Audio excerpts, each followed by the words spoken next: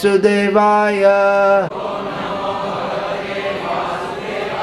Om Namo Bhagavate Vasudevaya.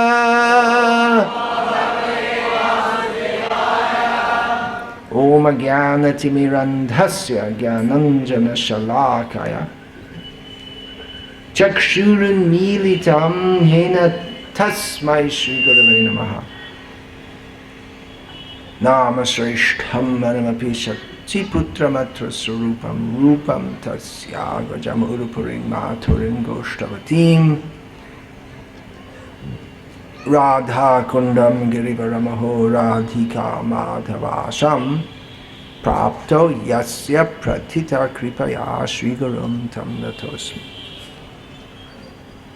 Vandeham Shri Guru Shri Ataf Padakamalam Shri Gurun Vaishnavanscha Shri Rupam Sagrajatam Sahagana Raghunatam Vitam Tam Sajivam Sadvaitam Savadhutam Parijana Sahitam Krishna Chaitanya Devam Shri Radha Krishna Padan Sahagana Lalita Shri Vishakhan Vitamscha.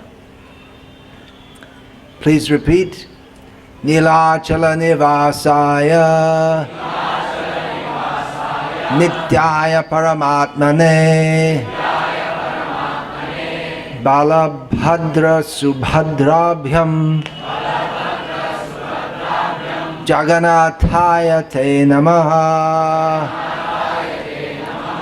Hare Krishna, Krishna Krishna, Hare Hare, Hare Rama, Rama Rama, Hare Hare. Krishna Krishna, Hare Hare, Hare Rama, Rama Rama, Hare Hare. Translation groups are going on. Looks like quite a few of the devotees succumbed to the after breakfast prasadam syndrome.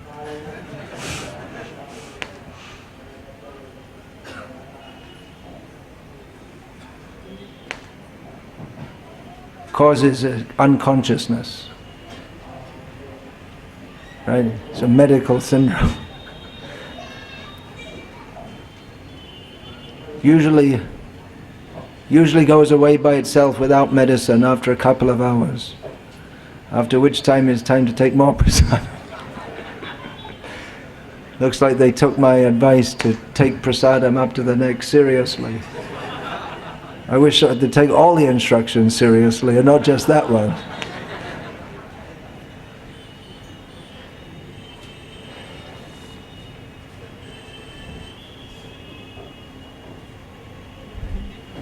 Hindi Anuvad.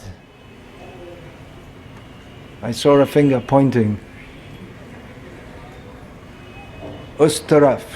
Mujhe malum nahi kaha par, lekin us taraf. Gate ka bahar. Subah ka samay gate ka bahar. Hindi Anuvad. Hua tha. Lagte wahan par abhi bhi hoga.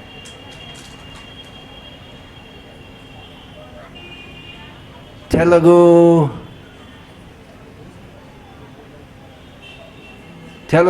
उसी कोने में स्थानांतरित होगा. And Tamil, we hope, is in paradise. They're already in paradise. We're outside paradise. We're in limbo. We couldn't make it all the way to paradise. Almost there, but not quite. Yeah, I can hear that. When you go to paradise, you have to learn Tamil.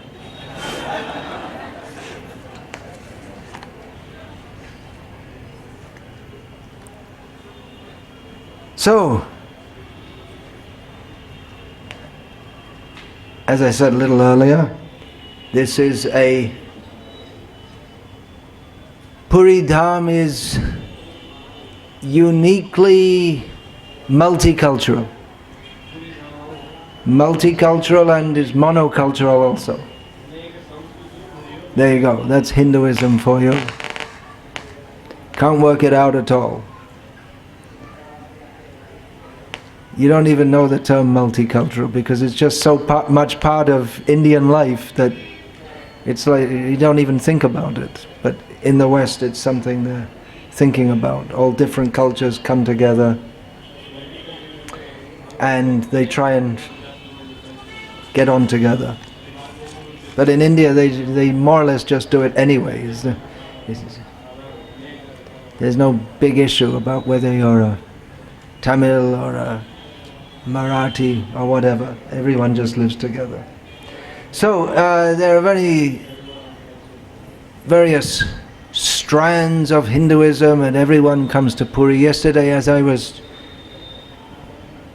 chanting on the roof of the lodge in which I'm staying at Chaitanya Gauriya Math, there was a man doing a part reading from Guru Gita, Datta, is Dattatreya with full bhasma, this Smarta Shaiva Tilak, Namam in Tamil it's called, is it? Namam. So he's also here in Puri. Everyone comes, whatever, whether you're Shakta, Smarta, Vaishnav, Tantric, or most Hindus never even heard any of these words, they're just Hindus. They all come to. Everyone comes to Puri. But undoubtedly, although at one time it seems that Buddhism was prominent here and different ups and downs, because the Shankaracharya is very prominent here, which is not what we would call Vaishnava. So there are various strands here, but undoubtedly Vaishnavism is prominent. Most people, if they think about it at all, think that Jagannath is Krishna, and definitely most of the Oriya people. Jagannath is Krishna, and Subhadra is obviously his sister, and Balabhadra is obviously his brother. And Gauriya Vaishnavism is especially prominent here. Bhagavad Purana is recited daily in the temple, as is the whole Bhagavad Gita. And in the evening, Gita Govinda is recited here. The Devadasis no longer dance, but young men from the Janjapita Math, they do the dancing instead, dressed as gopis. Janjapita Math, I won't tell you what that is. It's maybe you know. If you know, you know. If you don't, I won't tell you. So this, we would call it Upper Sampradaya. So this Bhagavad, Srimad Bhagavatam is very much part of the culture of Orissa, not only here in Puri but all of Orissa. In Orissa, when people talk of or think of Bhagavatam, for them that means the Oriya version, the 13-canto Bhagavatam in Oriya by Jagannath Das. And also very popular in Orissa, even here when I stayed in here in Puri about 7 years ago for a month. I was staying in someone's house, paying to use a room, and every night they would recite from Nrsimha Purana. Here it's not Nrsimha or Nasimha as in North India, but Nrsimha. So they would recite every night from that. So Nrsimha culture is also very prominent here in Orissa, especially as you get further south. Many in Ganjam district. That's mixed Oriya and Telugu population on the border with Andhra Pradesh, and most of the devotees in Simhachalam, next to Vishakhapatnam is the temple of Lakshmi Varaha Narasimha Swami.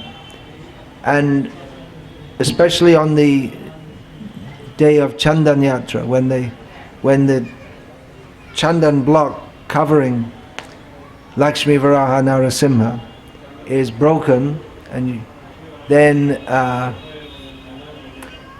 mostly people from huge crowds come mostly from South Orissa.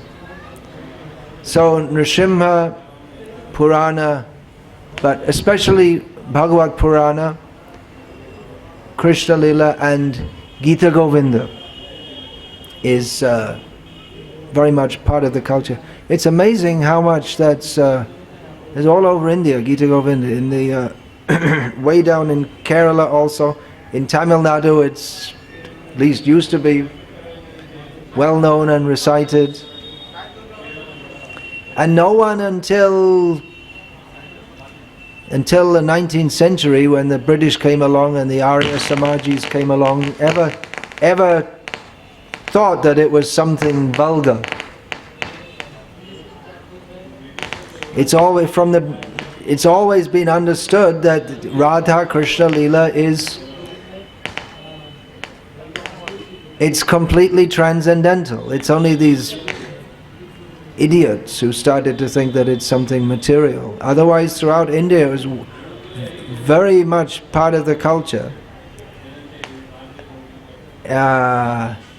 Not only specifically for Vaishnavas. And no one questioned that it's just even without discussing so much philosophy, people just understand that the British came in and they said, oh, Shiva Parvati and Radha Krishna is all vulgar, and how can you believe in any such God? But people just understand it's aprakrita. It's beyond our present stage. If we low-class conditioned souls as we are, if we are attracted to sexual matter, that is our disease, we are attracted to such low-class things. But for Krishna, that is superlatively transcendental. What is the proof that Krishna is God? Radha. Because Krishna is dancing with the gopis. That's the proof. And Prabhupada gives that proof in the Nectar of Devotion also. There's one German scholar who I believe he's referring to his godbrother, this Ernest Schultz. What was his initiated name? Anyone remember? I can't remember. He came and he saw all the different temples and different gods, and they've all got some work to do. They all have some part in universal affairs, but for Krishna, he has no work to do. Name karmani limpanti, name karma phale spriha. He works, but that's only even as Vishnu he works. Even that is the work he does. He just looks. That's just by his looking. He brings, and by sleeping. That's his work. The Indian government officials are all Vaishnavas. They're all imitating Vishnu. Just by sleeping, he makes the whole universe come into motion. And he doesn't take any bribes also, so that's the difference. And by his looking, he injects everything into the cosmos. So, but Krishna, he's more excited. Krishna hardly sleeps. Vishnu sleeps a lot. That's yoga nidra, not tamagum. But Krishna, when does he sleep? Only a little bit. Most of the night, when his mother thinks he's sleeping very nicely, he's outside in the forest. So in the daytime he's dancing, and in the nighttime he's dancing, and that's the proof that he's God. That's the proof that Srila Prabhupada, because he's nothing to do. God is not anything to do. He doesn't have to come and die for your sins. What am I going to do with all those sinful people? I have to go and suffer. Ridiculous. God suffering? What is this nonsense? Rascaldom, actually. Srila Prabhupada called it rascaldom. When one Christian priest came to Srila Prabhupada and said that we've now understood the mystery of Jesus, that God is suffering for mankind, and Srila Prabhupada said right in his face, that is rascaldom to say that God is suffering. He's the supreme enjoyer, Purushottama. He never suffers. He's always blissful. Ananda chinmaya rasa pratibhavitapis. Tabhirya eva nijarupa taya kalabihi. Goloka eva nivasatya khilatma bhuto. Govindamadi purusham tamaham bhajami. He's God, he's in everyone's heart. He sees what everyone is doing, he's supervising the universe, all these things that you expect God to do.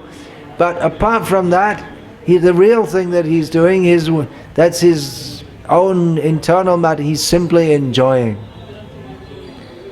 So this Gita Govinda is a description of Krishna's most intimate, transcendental enjoyment. And that is recited daily here for the pleasure of Jagannath. So Vaishnavism is the predominant strain of what some people would call Hinduism. Jayadev Goswami, the author of Gita Govinda, we say the author, but technically that's correct, that he wrote it down, but it's more like that he's a rishi. The rishis, they are mantra drashta. They see the eternal mantras of the Vedas, which are ever existing. Some are revealed at some point in time and some are not revealed. So Krishna imparts that knowledge to Brahma, Brahma gives that to others, and that is handed down in human society. Some become lost, and then the rishis, they by their purity, they reveal those, the eternal mantras, they reveal. So the eternal mantras of the Vedas, the rishis reveal. So in the same way we say Gita Govinda, the author is Jayadev, but he's not the author in the sense that he's sitting down and writing some novel and whatever imagination comes in his mind, but he sees the eternal pastimes of Radha and Krishna and he writes that. So Gita Govinda, the author is Jayadev, but it's eternal. It's nothing invented.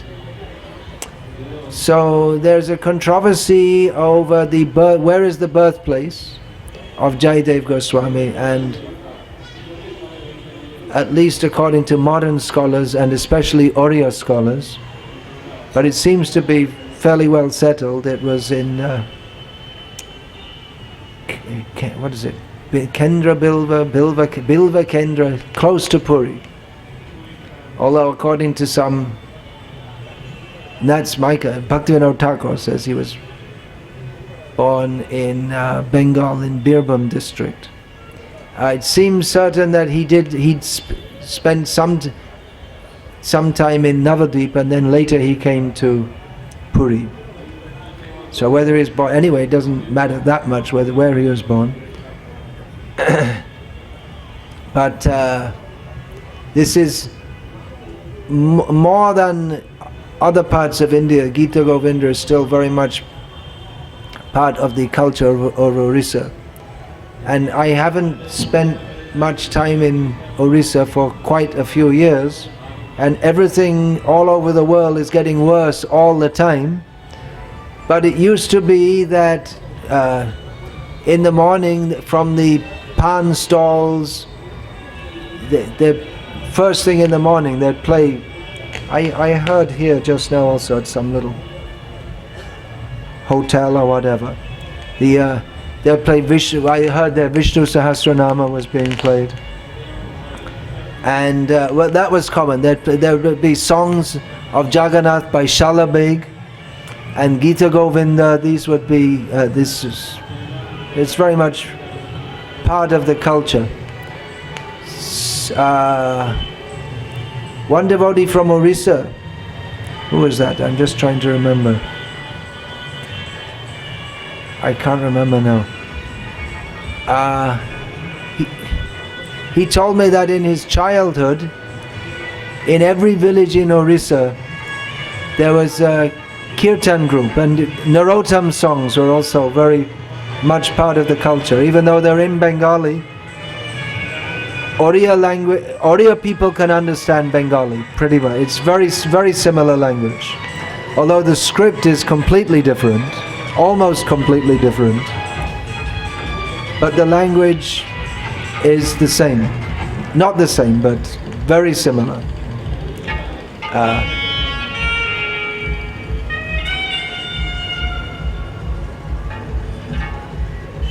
Yeah, it's another kind of music. It's going on. So that was common. That no, common. No, it wasn't common. It was in every village, and there would be. If you say common, that means it's in some places, in many places, but in some not. But it's better to say that it was universal.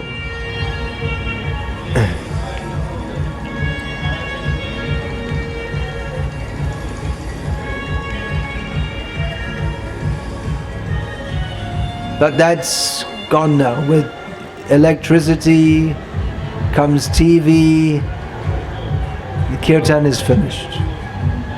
It's more exciting to watch someone in a drama punch someone else in the face, and then the other person pull out a gun and shoot him dead, and then have kirtan. We don't believe that, but that's what's happening. That's why in our projects we say, no electricity. Electricity means less kirtan. Less kirtan, more maya.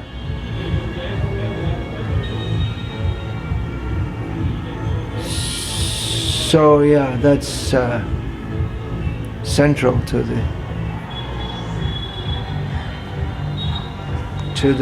Gita Govinda Narottam Sangeet, songs of Narottam Das. Yeah, that's just at night. That's Gita Govinda is sung to Jagannath just before he pretends to go to sleep. Just reminding him what he's going to be doing. He doesn't get much time to sleep here because the devotees are always feeding him. He's eating from early morning till late at night.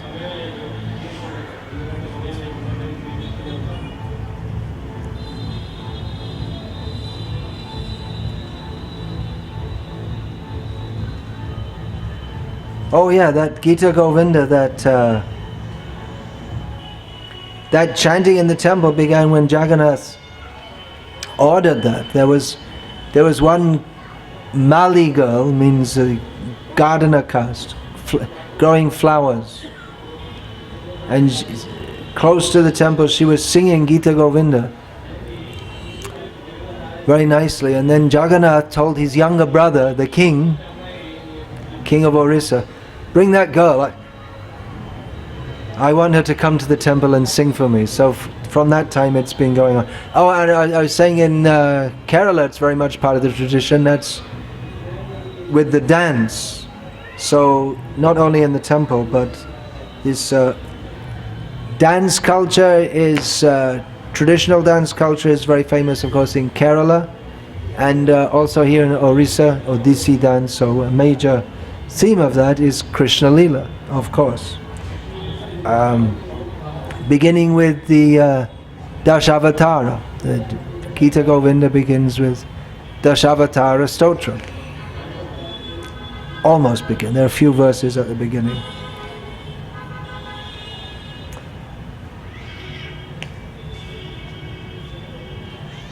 Yeah, as I said, that although Vaishnavism, and especially Gauriya Vaishnavism, I'll get back to a little later, is a major influence on the culture, also another major influence is Shankaracharya, who established one of his mats here in the four corners of India. He established his major mats. So here in Puri, that's called Govardhan Mat. And it's amazing what Shankaracharya did. He traveled so widely in such a short time and had such an influence. And just to go to a place and organize a mat and set up all the traditions of worship and in a short time, and to go, I mean, we have such a problem to build a temple and to try and have anything to keep anything in order. But he gave the worship schedule, the daily schedule, everything, and it's been going on ever since, hundreds of years later. So here, Govardhan Mat is that's just next to the seashore. Near to that's a whole other area out there. There's Haridas Thakur's Samadhi, Bhaktivinoda Thakur's Bhakti Kuti, Tota Gopinath, Purushottam Mat, established by Bhaktisiddhanta Saraswati Thakur. And all in that area, that's all near the Swargadwar area, is the Govardhan Mat, Swargadwar, the gate to heaven. It's the burning gate. Body is burned, it means you're supposed to go. Actually, you go better than heaven if you die in Puri. There's a tradition here in Puri that the sadhus are not put in samadhi as in other places. Their body is burned here also. So Shankara, he established his martyr, and the worship system. The worship system is unique here. It's influenced by Shankara. He established so many rituals and so many procedures, but that's also mixed with consideration that Jagannath was living in the jungle long ago, and the jungle people were worshipping him. So when he was in the jungle, he was worshipped in a very familiar way, and when he came to the big city, just like Krishna in Vrindavan, then he went to Mathura, and Mathura is sophisticated people. So in the big city, the big temple, it's all very sophisticated, but he never forgot his village roots, or in this case his jungle roots. So both strands are going on side by side. Later when Ramanuja came, Ramanuja was on a Vaishya. After Shankara, the next great Acharya was Ramanuja, and his business was to clean up the mess left by Shankaracharya. Shankaracharya cleaned up the mess left by the Buddhists, but he created his own mess as he went along. I could get beaten for saying this. Good I'm speaking in English. He created his own mess. He converted the Buddhist mess into the Mayavad mess. And according to Chaitanya Mahaprabhu, it's a worse mess. Vednamanya bodh hoito nastik. Veda shritya nastik yavad bodhake adik. Chaitanya Mahaprabhu's he's speaking to the Mayavadis of Varanasi, said that the Buddhists are atheists because they don't follow the Vedas, they don't accept the Vedas. So the Mayavadis who Chaitanya Mahaprabhu was saying to, yeah, that's right, yeah. And our Shankara, he re-established the Vedas. But then Chaitanya Mahaprabhu went on to say, but those who speak the same nonsense in the name of the Vedas, they're even worse. At least the Buddhists are straightforward and they say we don't accept the Vedas, but the Mayavadis say that, yeah, we accept the Vedas, but we don't accept Krishna. But we accept Krishna in our... Krishna is subordinate to what they conceive of as the Supreme. So Ramanuja came around to clear up another mess. He went all around India also. And one of the things he did was, well, he did many things, turning Shiv mandirs into Vishnu mandirs, for instance at Tirupati. And that was a constant pastime.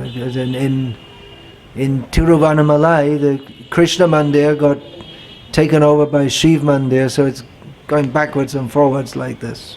It's about time we reconverted that into a Vishnu mandir. Who wants to preach in Tiruvannamalai? That's what our acharyas did. Ramanuja did that. Anyway, so he preached that, okay, Advaita, that is, Ramanuja preached, Advaita, that is there in Shastra, undoubtedly, but Vishishta Advaita. It's not just, it is all one in one sense, but that one is Vishnu, and we're all related to him with our own Vaishishta, our own individual characteristics.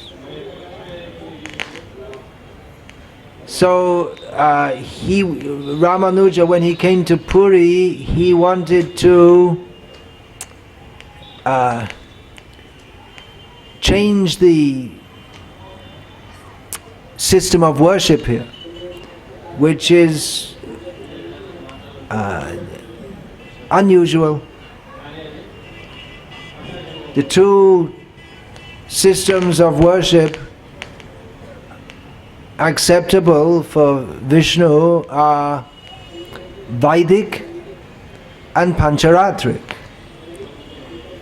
And the worship of Jagannath here could be doesn't fit into either category. So Ramanuja wanted to change all that, and he took rest one night with the idea, the next morning I'm going to go in and change it. He's Ramanuja, he can do things like that. But he didn't, because Jagannath thought, I like it like this. And so he sent Ramanuja, you go and I'm down there in Kurmakshetra also, you go and do something, you go and change the system there, don't do it here. He kicked him out overnight. Well, now I get beaten by the Ramanuja Sampradaya also. He transferred him. Ramanuja went to sleep in Puri, he woke up in Kurmakshetra. He woke up and said, no, you have to change all the system of worship. So, he's in a different place. So, Shankara's influence is, it's very strong, which means that the Vaishnavism, but as in many places, people, they worship Vishnu, but especially they worship Vishnu, but it's in Bengal there's one sampradaya, Shankara Mot Gaurange Pot. They do kirtan and but their philosophy is Mayavad. So it's something like that over here also. If you speak with local pandas or whatever, and that's very widespread also, like Ramanandis in North India, they're all big Tilak, Ram Bhaktas. If you speak with them, their idea is that the Ram is a manifestation of, as soon as you say that, you know that they're off. Whatever they say after that, he's not a manifestation of anything. Everything is a manifestation of him. So it is largely influenced by that. But at the same time, we shouldn't be totally dismissive, because Jagannath accepts. And although we don't like that philosophy, Chaitanya Mahaprabhu himself doesn't like it, as he states. We'll find in Chaitanya Bhagavat, he doesn't like Mayavad at all.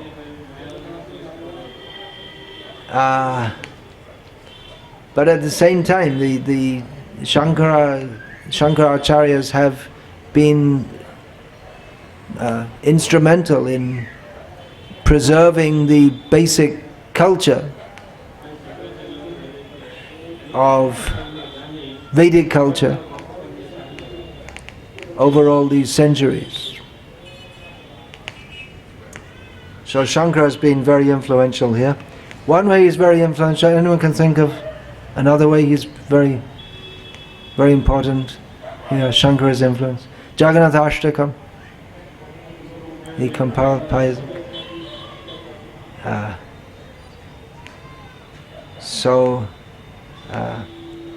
we've heard it's not in any of the biographies that we accept as authorized, but it's that tradition that Chaitanya Mahaprabhu would also regularly recite this Jagannath Ashtakam.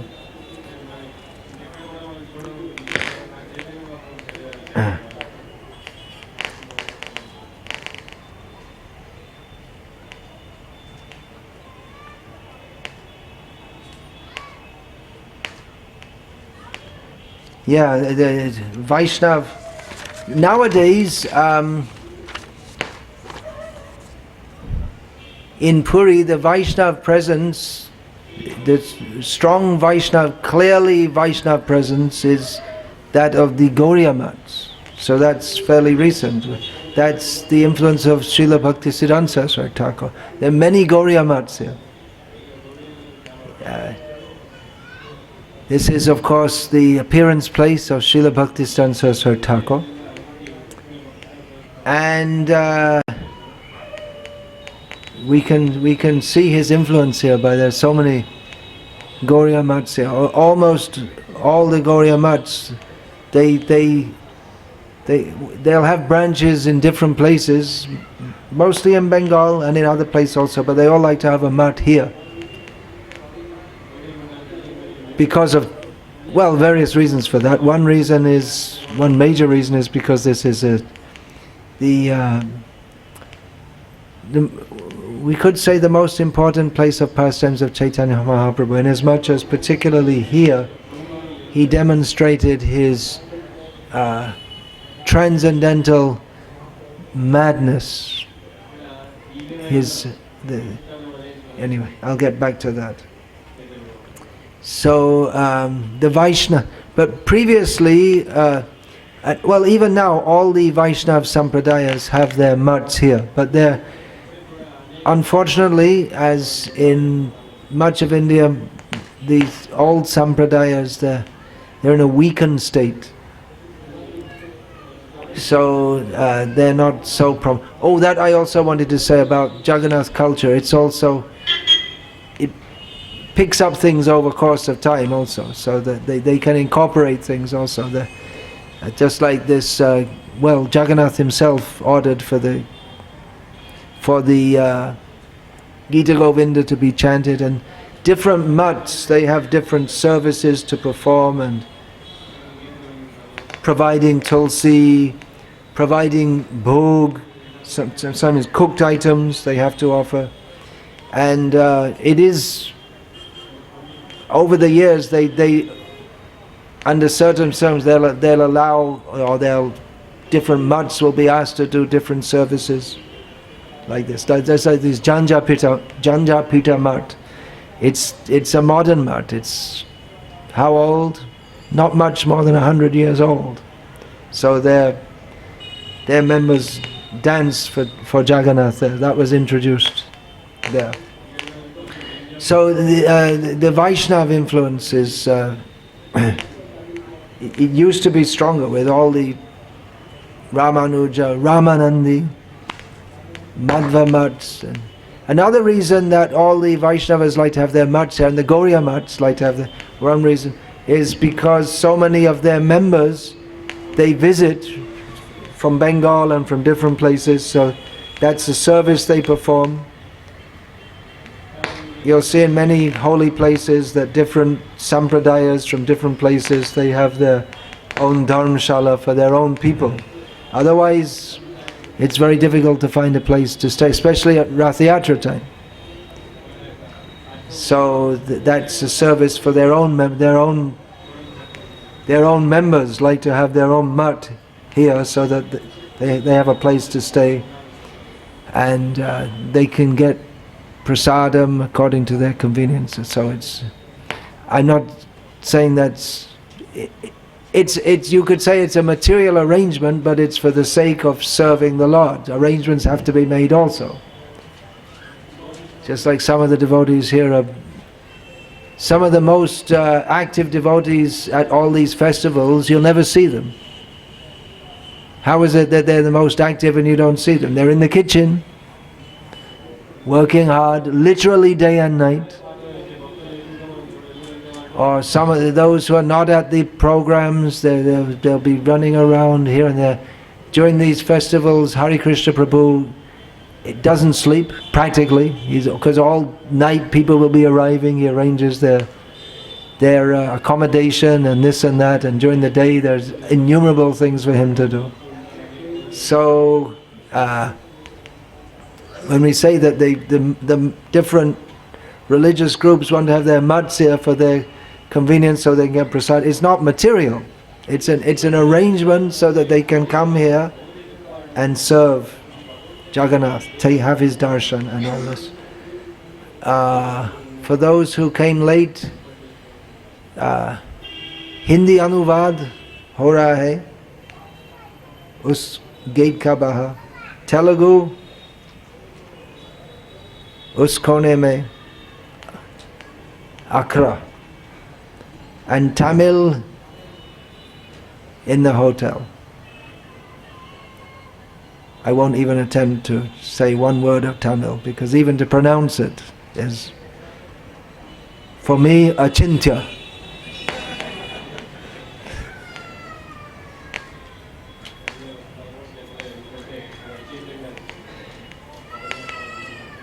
I'm not sure how my attempted Telugu pronunciation is, or Hindi for that matter. So, another reason that Puri is so important, in what we can say is the capital of Vaishnavism. What is that? Some people say Vrindavan, some people say Navadvip, some people say Dwaraka, some people will say Srirangam, some people say Tirupati. What's the most important? It's very difficult. Who will say what's the most important? They're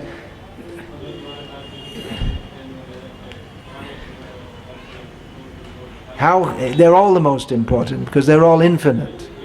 And when you get to infinity, then how can you say one's more important than the other? Although you can have something which is more infinite than something else. That's also possible, mathematically. So I'm told. It's not, I told you that the other day, right? So it's not difficult to understand. But Puri, well, this Dashavata Kshetra, from that sense, and from another sense, because, I'll read out the verse, I should have learned it, but I'll read it out, but I can hardly see it. Sampradaya vihina ye mantraste nishvala mata atak kalo bhavishyanti chatvaro sampradayina. From Padma Purana, stated that recitation of any mantra will not be effective unless it's received in a sampradaya. And therefore, in Kali Yuga there will be bhavishyanti. This is spoken before Kali Yuga began. There will be 4 sampradayas, and they are named Sri Brahma. We can tell that to Venuguri Krishna. It says right here in Padma Purana. Shri Brahma Rudra Sanaka Vaishnava Kshiti Pavanaha Chatvaraste Kalo Bhavya Hyutkale Purushottamat. There will be 4 sampradayas. Shri Vaishnavas, Shri Sampradaya coming from Lakshmi, Brahma Sampradaya coming from Brahma, Rudra Sampradaya coming from Shiva, and it says here Sanak Sampradaya. So that's Ramanuja Sampradaya, Madhva Sampradaya, Vishnu Swami Sampradaya, and Nimbarka Sampradaya. So all of these Vaishnav Sampradayas, they are Kshiti Pavanaha. They are all these Vaishnavas, they are purifiers of the earth. And in Kali Yuga, they will all manifest in Utkal. The Puranic name of this area is Utkal. And a little further south begins Kalinga. There's from Delhi that train, some of you may have come on that, Utkal Kalinga Express. So the two together, it's known as Urisha. So Utkal Purushottamat, they will all spread from Utkal, Orissa, Purushottam, means Purushottam Kshetra, from here, right here, from Puri. So all these sampradayas, they spread from here. And all the sampradaya acharyas came here, particularly the Gauriya Sampradaya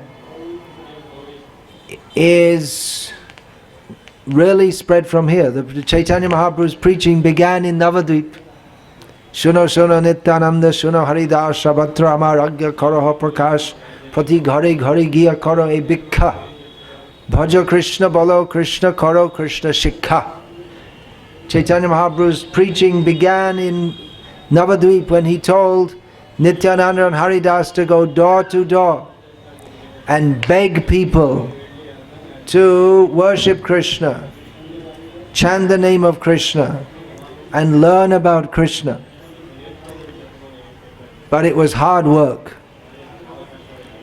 even for God Himself. He can do anything, He can do everything, but in His Leela, He left Bengal. He came to Puri.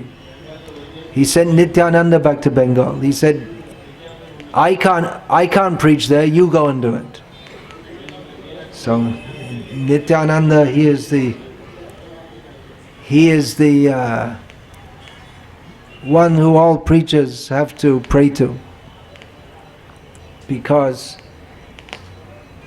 there's, well, and he's so many reasons. Nitya Karuna Habe, Braje Radha Krishna Pabe.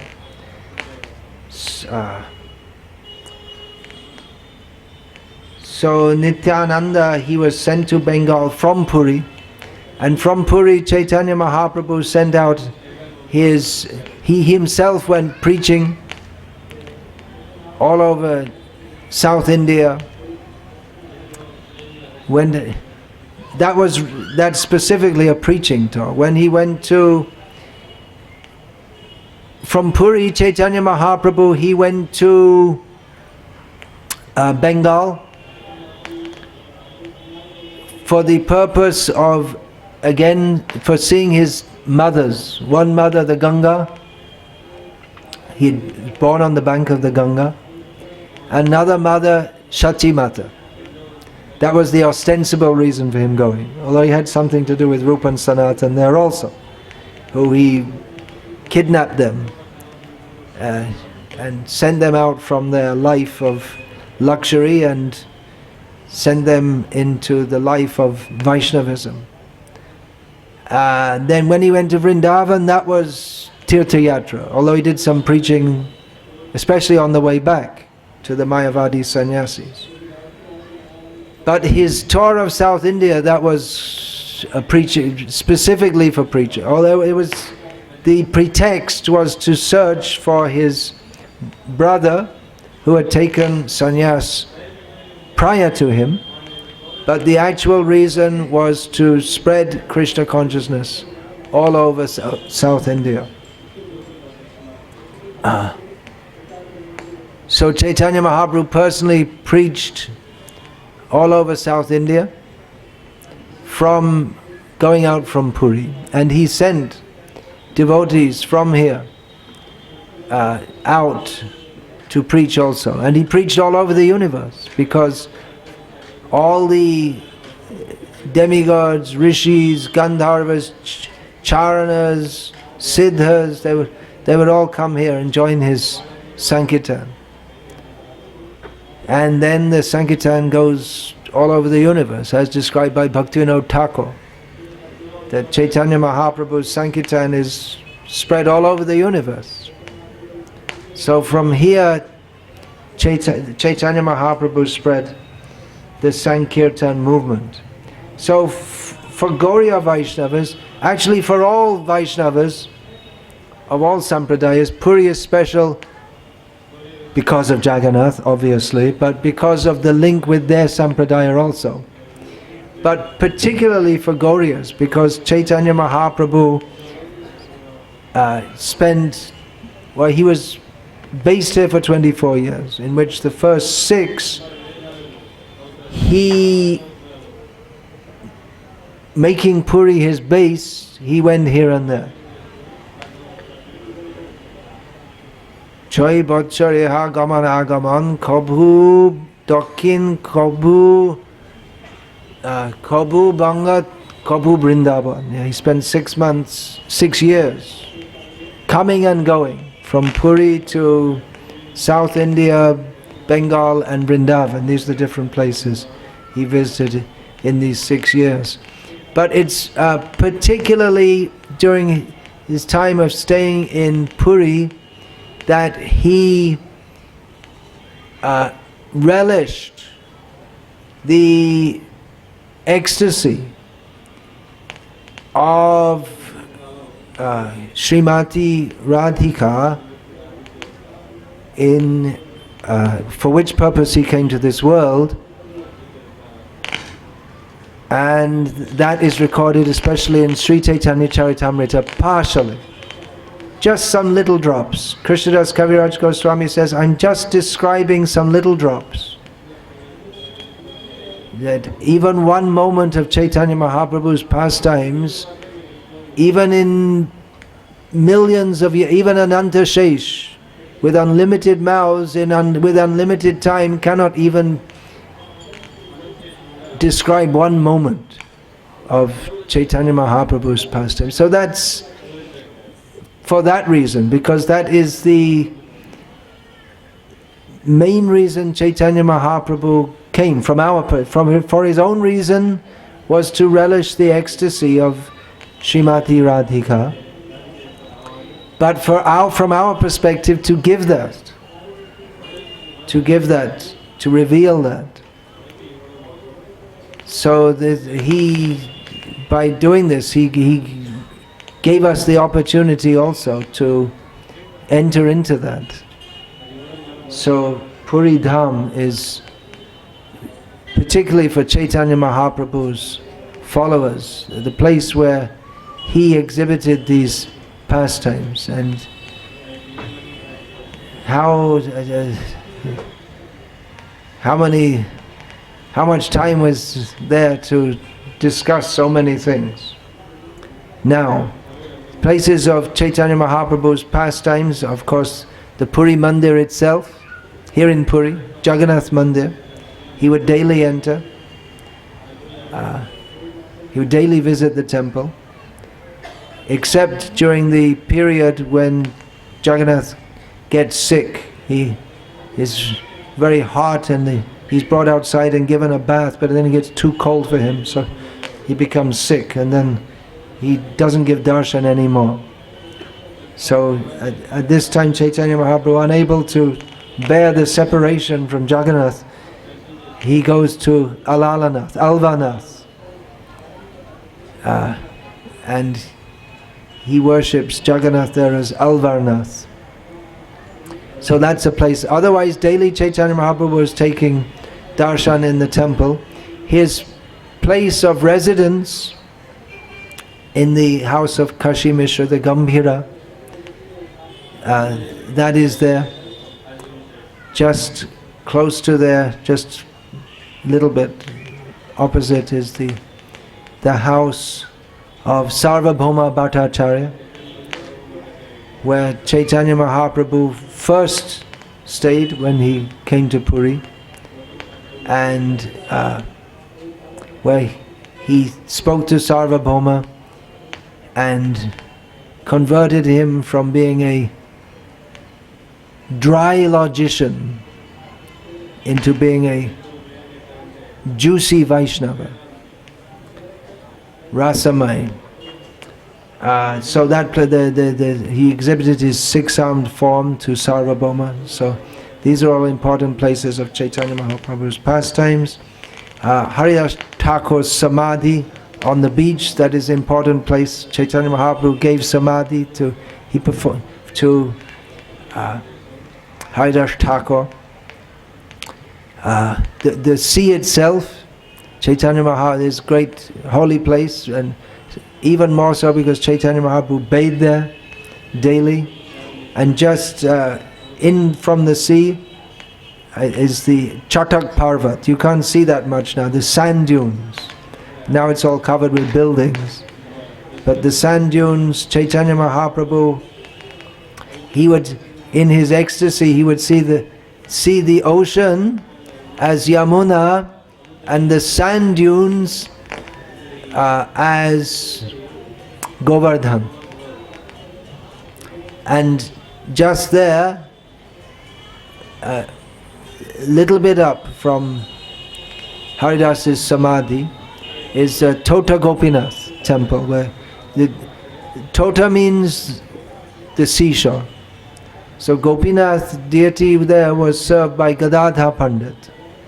And Chaitanya Mahaprabhu would regularly go there to hear Gadadhar recite the Bhagavatam. And particularly it's mentioned that from Gadadhar he would hear again and again from Bhagavatam the pastimes of Prahlad Maharaj and Dhruva Maharaj. Chaitanya Mahaprabhu, when he left this world, he wound up his pastimes by entering into that deity. So these Gambhira, there's so much to say. How he lived there.